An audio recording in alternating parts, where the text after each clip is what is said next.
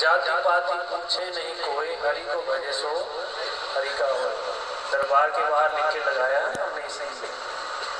उनके दरबार में जात पात धन कुछ ये दिखावा कुछ नहीं करता, केवल भाव के लिखे हैं प्रभु। और दूसरी शिक्षा ये मिलती है कर्म हमारा हमेशा शास्त्र सम्मत होना चाहिए।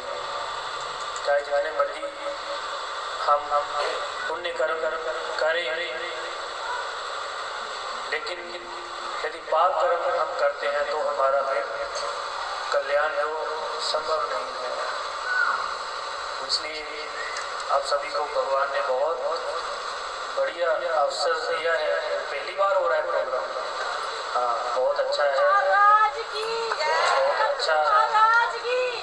ये सब माताओं के प्रयास से ये कार्यक्रम, मोहल्ले वालों के प्रयास से ऐसे कार्यक्रम होते रहने चाहिए। सत्संग जो है वो चलते रहने चाहिए, क्योंकि जिस जगह सत्संग होता है भगवान वही तो विराजमान होते हैं। ना हम वसामी वैकुंठे योगी नाम हृदय जना, मम भक्त्या यत्र गायन्ति तत्र तिष्ठन्ति नारद। यहाँ परम पिता परमेश्वर के चरणों में हमारी ये प्रार्थना है।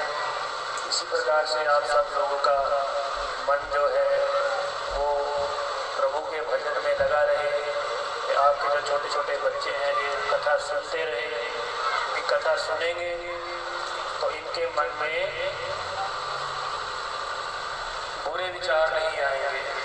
पुराने समय में तो गर्भवती महिलाओं को कथा सुनना अनिवार्य था, गर्भवती महिलाओं को शास्त्र पढ़ना अनिवार्य था, क्योंकि तो जीव आत्मा आपके गर्भ में आती थी उसको तभी से ही भगवान का, जैसे माँ जो खाती है वही बच्चे को अंदर मिलता है। अगर माँ अच्छा खाएगी, कहते हैं ना जब गर्भावस्था होती है अच्छा खाओ, ये खाओ वो खाओ, बुरी चीज ना खाओ, फास्ट फूड जंक फूड ना खाओ। आजकल तो पता नहीं क्या क्या खाई जाते हैं। बाद में अंदर जाके एक बच्चे का, हमारे पास बच्चा आया, कहते इसकी शादी होने वाली है, बहुत बीमार है। मैंने तो मेरे पास क्यों लाए, जाओ फटाफट डॉक्टर के पास स्कैन कराओ। कहते महाराज जी डॉक्टर ने स्कैन किया है, ऑपरेशन होना है, बस आप अरदास करो। मैं चलो प्रभु कृपा करें। कुछ दिन के बाद आए, मैंने कहा क्या निकला अंदर से? कहते अंदर इतना बड़ा गोला बना हुआ था, इतना बड़ा गोला। मैंने कहा किस चीज का गोला बन गया भाई?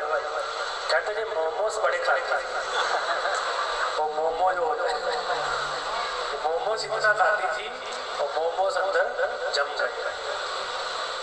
तो बताइए कहने का भाव, बच्चे अगर अच्छी चीजें सुनेंगे, कथा में आएंगे, उनको पता होगा शुरू से कि क्या सही है क्या गलत है। गर्भवती महिलाएं जो है वो शुरू से, आप देखिए अष्टावक्र जी की समय का अभाव है, बहुत से बड़े बड़े प्रभाव। अष्टावक्र जी की माता जो थी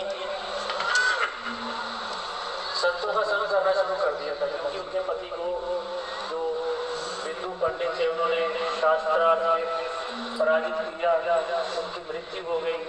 वो समय गर्भवती थी, उसने अपने दिमाग से काम किया। जितने महीने गर्भ में रहते थे उतने महीने संतों के आश्रम में कथा सुनी, संतों का सत्संग सुना।